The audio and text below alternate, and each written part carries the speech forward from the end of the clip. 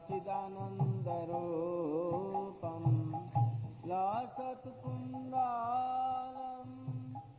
गोकुले भ्राजमानम्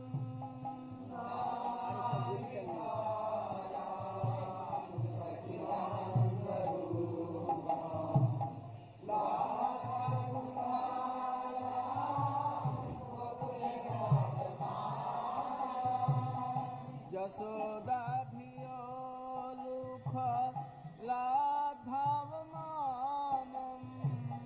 यशोदाभियो लुख लाघवमानम्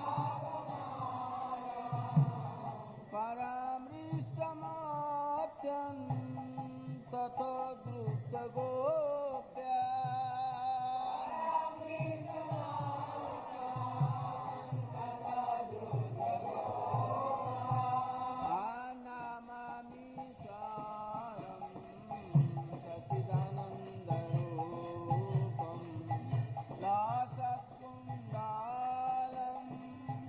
गोकुले भ्राजमानं नमामि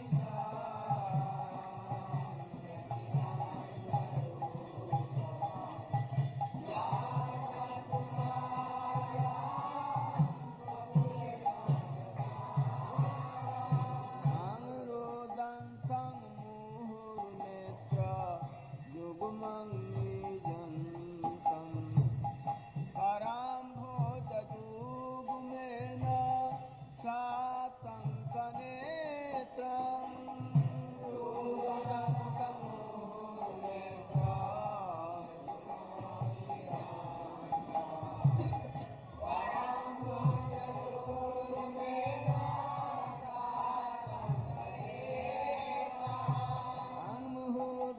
मुहुर्चासकम्प त्रिरेखाङ्ककण्ठ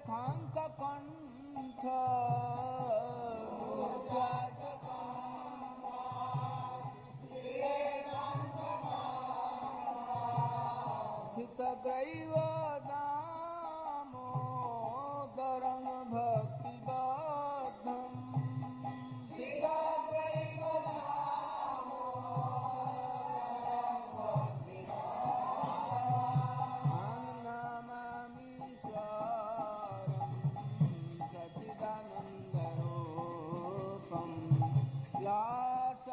सत्कुण्डालं गोकुले भ्राजमानं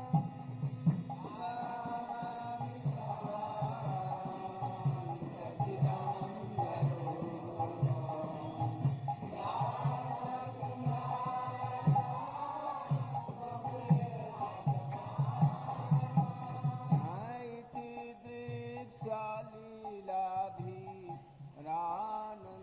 दृक्सालीलाभिरानन्दकुन्दे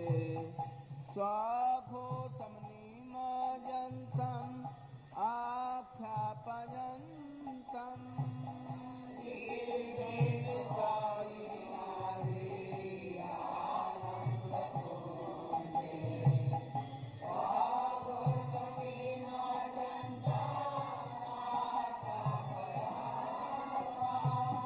कदिये सीताकेषु भक्तैर्जितात्वम् कदिये सीताकेषु भक्तैर्जितात्वम् पुनः प्रेमका त्वां शतावृत्तिवन्दे पुनः प्रेमका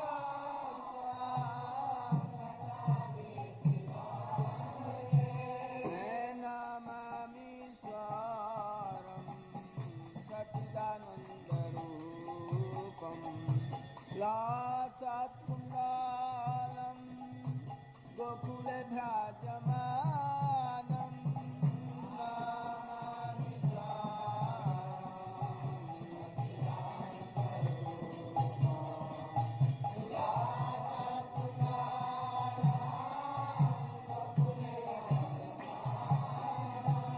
अङ्बरं देवमोक्षं न मोक्षवधिं वा न चान्नं वृणे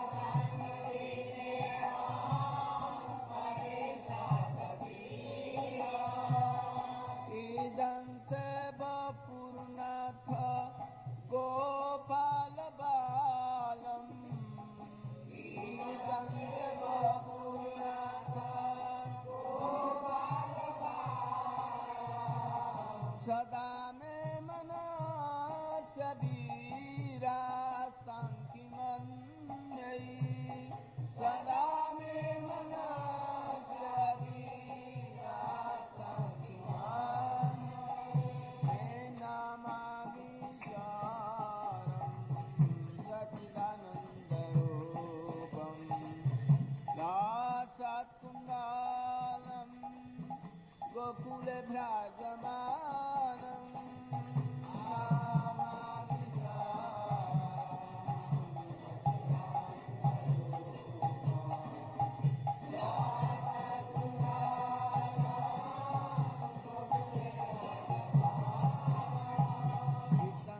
मुखं भोजमव्यक्तनीलै कृतं कुन्तलै स्मितरक्तस्य गोप्या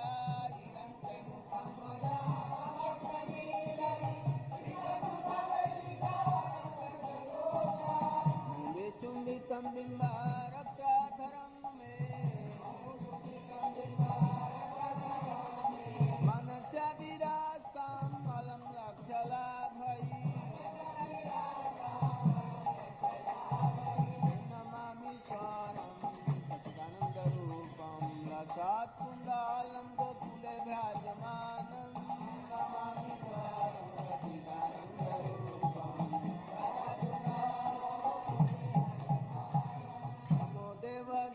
देवदामोदरनन्त विष्णु प्रसीद प्रभवृथा जलधिमग्नं नम देवदामो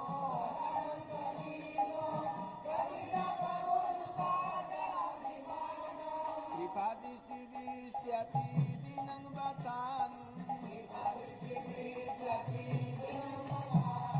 गृहाणे समामगमधक्षिषा नमामि स्वारं सच्चिदानन्दरूपं रसत्कुण्डालं गोकुले भ्राजमानं नमामि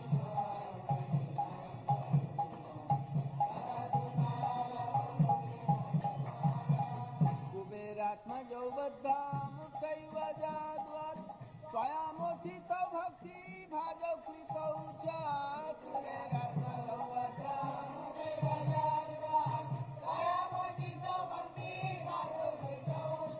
तथा प्रेम भक्ति सततं मे प्रयच्छ नमो क्षेत्रहमेऽस्ति दामोदरेह नमामि स्वानं सच्चिदानन्दरूपं रसत्कुण्डलं गोकुले भ्राजमानम्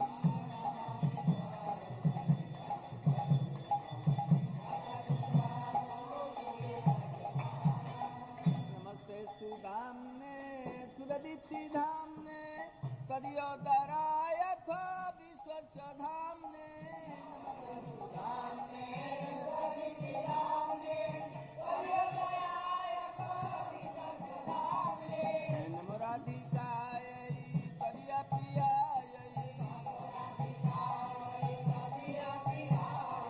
नमो राधिकायै तदिप्रियायै नमोऽनन्तलीलाय देवाय तुभ्यं नमो राधिकायै तदिप्रियायै नमो राधिकायै तदिप्रियायै नमो राधिकायै तदिप्रियायै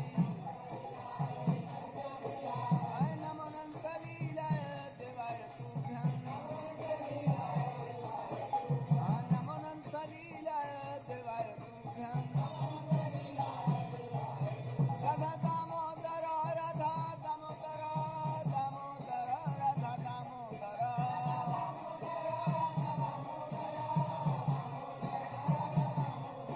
राधा दामोदर राधा दामोदर राधा दामोदर राधा दामोदर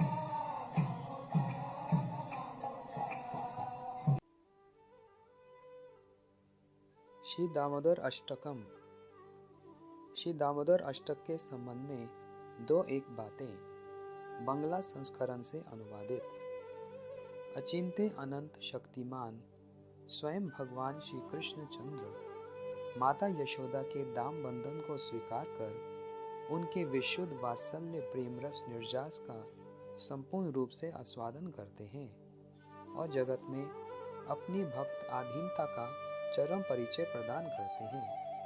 वे परम मनोहर श्री दाम बंधन लीला कार्तिक शुक्ल प्रतिपदा के दिन प्रकट करते हैं। परम धन्य कार्तिक मास का दामोदर नाम से प्रसिद्धि लाभ करने का यही प्रधान कारण है।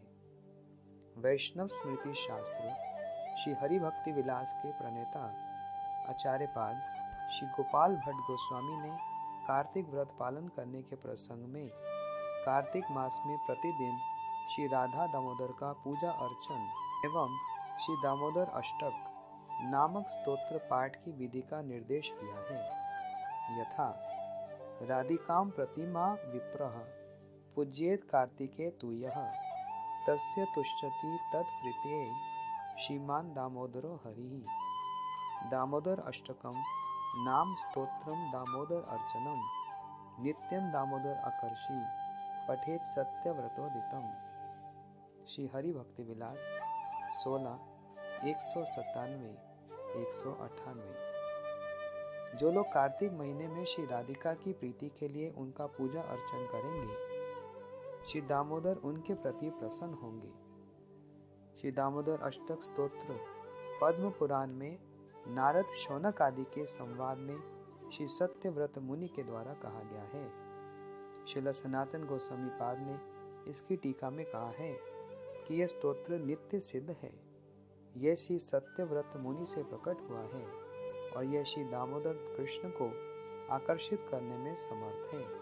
उन्होंने अपनी अनुभूतिपूर्ण विस्तृत व्याख्या में इस दामोदर अष्टक को सुंदर रूप में प्रस्फुटित किया है। मैं श्री दामोदर अष्टक को प्रकाश करने की अभिलाषा बहुत दिनों से पोषण कर रहा था।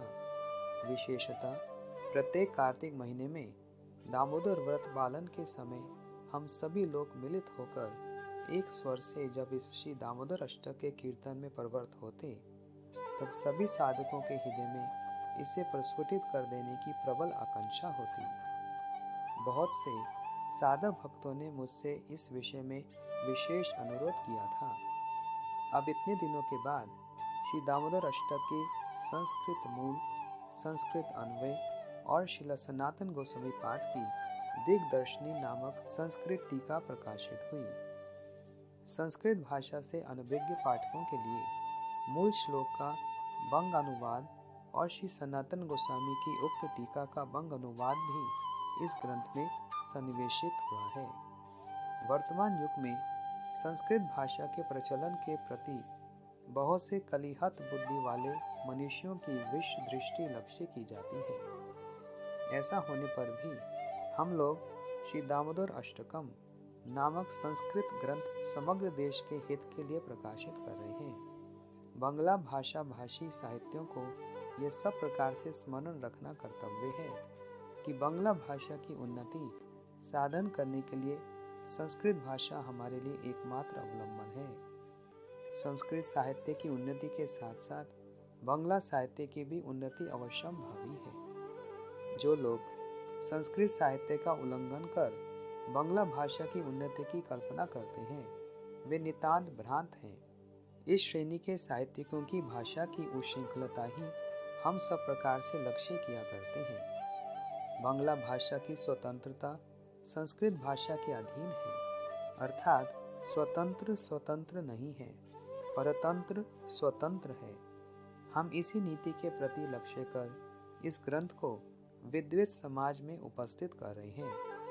दार्शनिक विचार, रचना कौशल, लीला विकास की चमत्कारिता आदि के प्रति लक्ष्य करने से श्री वेद व्यास जी के द्वारा रचित यह अष्टक साहित्य जगत में एक आदर्श स्वरूप है।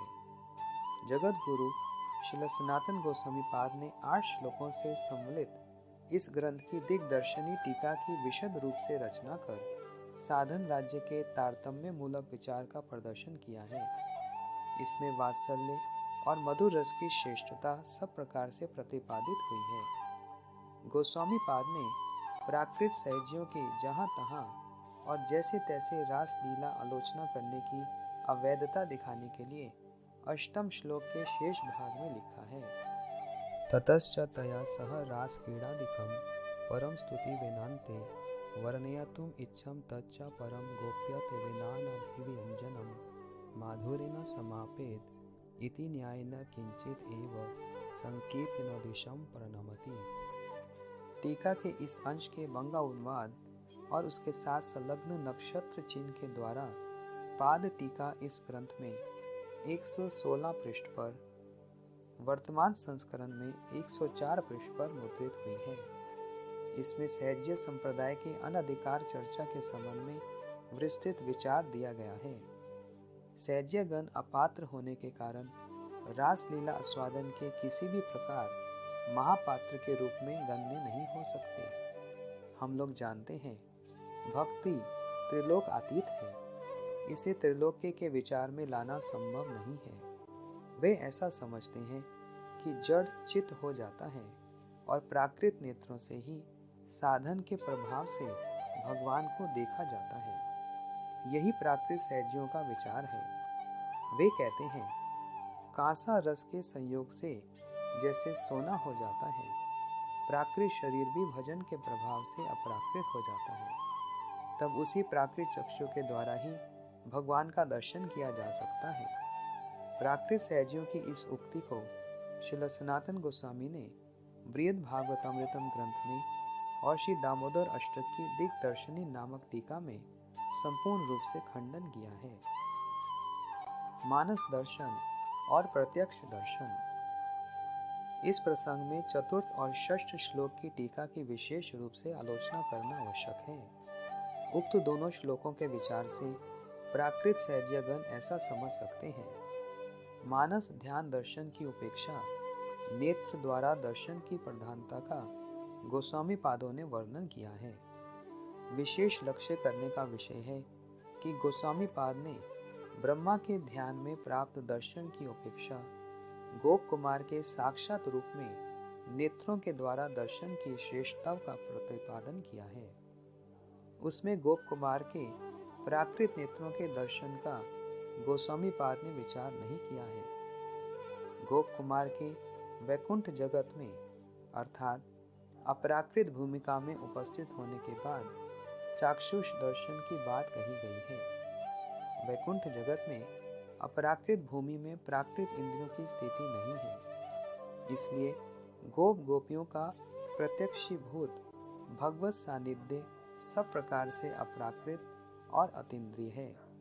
ये प्राकृत सहजियों का इंद्रिय प्रत्यक्षीभूत व्यापार नहीं है। पहले ही मैंने कहा है कि श्री दामोदर अष्टक ऊर्जा व्रत, कार्तिक व्रत या दामोदर व्रत के उपलक्ष्य में प्रतिदिन ही कीर्तनीय और पठनीय है। जो दामोदर महीने में श्री दामोदर की प्रीति की कामना करते हैं, उन्हें अवश्य ही इस दामोदर अष्टक ग्रंथ के संपूर्ण अंश को प्रतिदिन पाठ करना चाहिए। यही श्री हरिभक्ति विलास का विशेष निर्देश है। इस दामोदर व्रत का विभिन्न रूप से पालन करने का निर्देश शास्त्रों से जाना जाता है। चातुर्मास्य व्रत के भीतर ही ऊर्जा व्रत है। यह एकादशी, द्वादशी और पूर्णिमा से आरंभ होता है एवं एकादशी, द्वादशी और पूर्णिमा को ही इसकी समाप्ति होती है। फिर भी किसी प्रकार से इन तिथियों में विद्या तिथि को ग्रहण नहीं करना चाहिए। श्री सनातन गोस्वामी पाद कहते हैं, वैष्णव व्रत मात्र में विद्या का परित्याग करना चाहिए। इसलिए चातुर्मास्य और ऊर्जा व्रत के आरंभ और समाप्ति के समय विद्या तिथियों को त्याग कर ही पालन करना चाहिए। चातुर्मास्य व्रत और ऊर्जा व्रत में सूर्य उदय विद्या का त्याग ही श्री हरि भक्ति विलास का अभिमत है। हम लोग श्रील ठाकुर भक्ति विनोद का कार्तिक व्रत के संबंध में एक छोटा सा प्रबंध उद्धृत कर रहे हैं। इस प्रबंध में व्रत समाप्ति की क्रियाएं किस दिन करनी होंगी वह स्पष्ट रूप से निर्धारित है। एकादशी तिथि से जो व्रत आरंभ करेंगे उनके लिए जो विधि है, द्वादशी और पूर्णिमा के दिन भी उसी प्रकार से विधि समझनी चाहिए। प्रबंध यथा कार्तिक व्रत पालन वैष्णव के लिए एक प्रधान कर्तव्य है।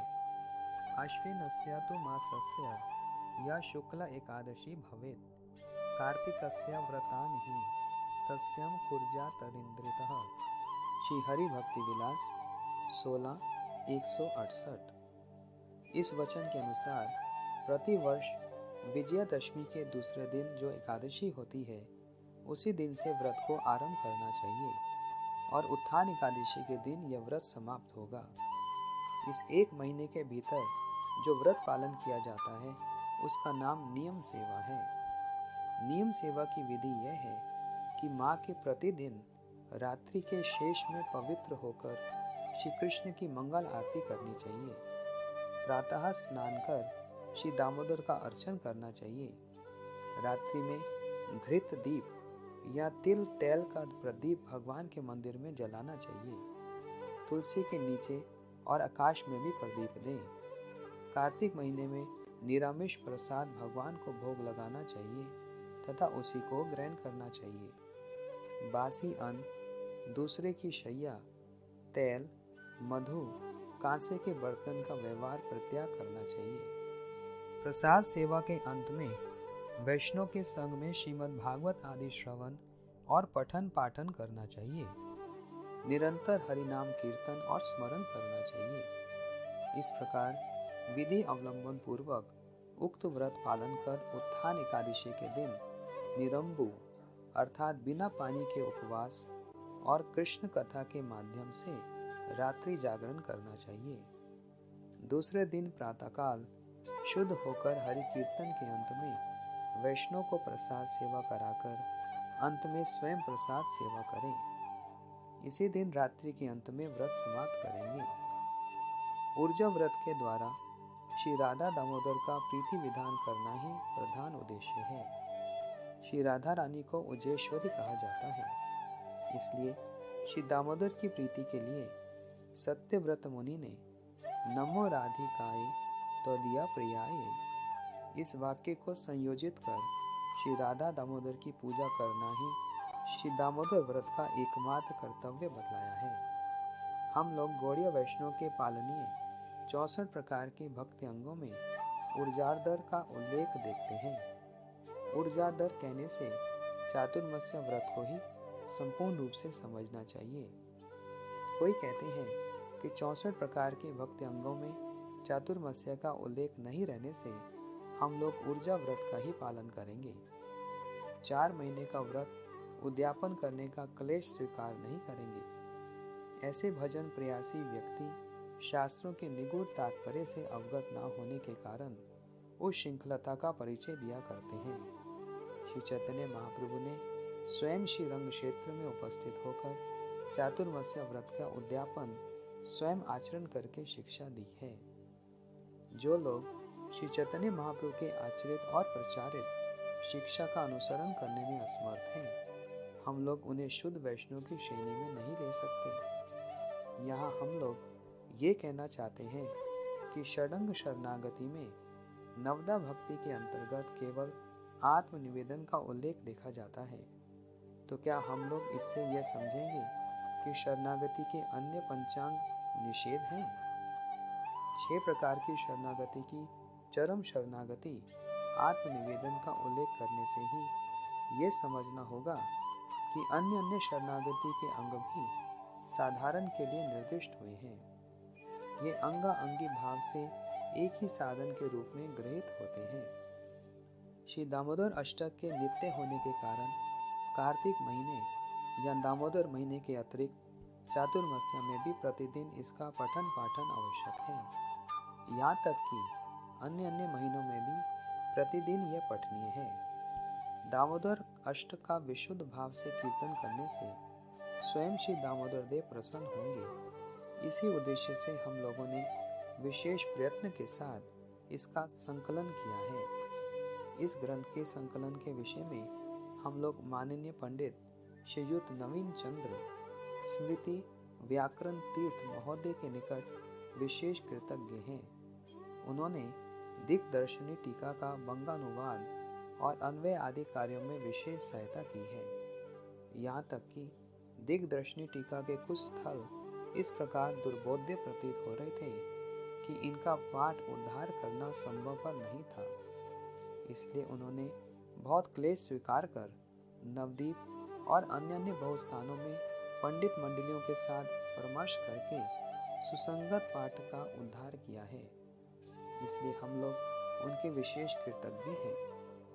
उक्त टीका हरि भक्ति विलास के षोडश अध्याय के कतिपय संस्करणों में ही मुद्रित हुई है। हम लोगों ने उन्हें मिलाकर मूल श्लोक और टीका को मुद्रित किया है। इस ग्रंथ को निर्भूल छपने के प्रचुर यत्न करने पर भी 2-1 स्थानों पर अत्यंत सामान्य भ्रांतियां रह गई हैं। वे सहज ही बोधगम्य हैं, इसलिए उसके लिए पृथक शुद्धि पत्र नहीं दिया गया। श्री गोस्वामी पाद ने इस ग्रंथ की टीका में उनके रचित बृहद भागवतामृत के विचार का उल्लेख किया है। हम लोगों ने उस विचार को पाद टीका में जोड़ दिया है। उसमें बृहद भागवतामृत के मूल श्लोक और उनका तात्पर्य अनुवाद भी पाठकों को सुगमता पूर्वक समझने के लिए प्रकाशित किया है। अंत में शुद्ध वैष्णव से कातर प्रार्थना है कि चातुर्मास्य व्रत या ऊर्जा व्रत में इस ग्रंथ का पठन पाठन कर उनके प्रसन्न होने से हम लोगों का परिश्रम सफल होगा। यह ग्रंथ बड़ी सुगमता से भी सभी संग्रह कर सकें, इसलिए इसकी भिक्षा भी बहुत साधारण रखी गई है। इति श्री भक्ति प्रज्ञान केशव। प्रस्तावना। श्री गौड़ीय वैष्णवगण कार्तिक माह में श्री दामोदर व्रत, ऊर्जा व्रत, नियम सेवा के उपलक्ष्य में मिलकर प्रतिदिन प्रातःकाल तृतीय पहर और रात्रि के प्रथम पहर में श्री दामोदर अष्ट का उच्च स्वर से गान करते हैं एवं उसका पठन पाठन करते हैं। परम आराध्य ओम विष्णुपाद स्तोत्र शत श्री शिल भक्ति प्रज्ञान केशव गोस्वामी गुरुपाद पद्म ने वर्षों पूर्व बंग भाषा में इसका संकलन कर मूल श्लोक, अन्वय, मूल श्लोक का बंगानुवाद और शिला सनातन गोस्वामी द्वारा रचित दिग्दर्शनी नामक टीका के साथ इसको प्रकाशित किया था। उन्हीं की प्रेरणा और ऐतु की कृपा से आज वह ग्रंथ राष्ट्रीय भाषा हिंदी में भी प्रकाशित हो रहा है। अतः बड़ी प्रसन्नता का विषय है कि अब हिंदी भाषा भाषी वैष्णवजन भी इस ग्रंथ का आस्वादन कर सकेंगे। बहुत वर्षों से कार्तिक माह में मैं प्रतिदिन प्रातःकाल और संध्या के समय इस ग्रंथ का पाठ तथा इसकी व्याख्या करता आ रहा हूँ। विदुषी बेटी सविता ने बड़े परिश्रम से मेरी व्याख्या को प्रवचन के समय लिख रखा था। उसने मुझे ये प्रकाशित करने के लिए दिया था। बहुत समय से उसे प्रकाशित करने की इच्छा होने पर भी अवकाश न मिलने पर कुछ विलंब हो गया, किंतु मैंने उसका संशोधन और संवर्धन किया है। इस ग्रंथ के प्रकाशन में श्रीमान त्रिदंडी स्वामी भक्ति वेदांत माधव महाराज, श्रीपाद ओम प्रकाश ब्रजवासी MA LLB साहित्य रत्न, कुमारी सविता MA, बेटी शांति दासी, श्रीमान जीव प्रिय ब्रह्मचारी, श्रीमान गिरधारी ब्रह्मचारी, श्रीमान अच्युतानंद ब्रह्मचारी आदि की कंप्यूटर द्वारा मुद्रण, प्रूफ संशोधन आदि में सेवा प्रचेष्टा अत्यंत सराहनीय और विशेष उल्लेख योग्य रही है। मुख पृष्ठ का चित्र श्रीमती श्याम रानी दासी ने प्रस्तुत किया है। बेटी सविता की बड़ी बहन मधु गुप्ता तथा उसके पति रमेश प्रसाद भद्रक वाले ने इस ग्रंथ के प्रकाशन में आंशिक अर्थ की सेवा की है।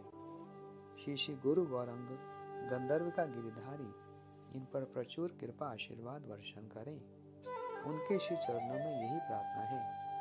मुझे पूर्ण विश्वास है कि भक्ति पिपासु, रसिक और भावुक तथा ब्रज रस के प्रति लुब्ध श्रद्धालु जन इस ग्रंथ का पाठ कर आनंदित होंगे। शीघ्रतावश प्रकाशन हेतु इस ग्रंथ में कुछ त्रुटियों का रह जाना स्वाभाविक है।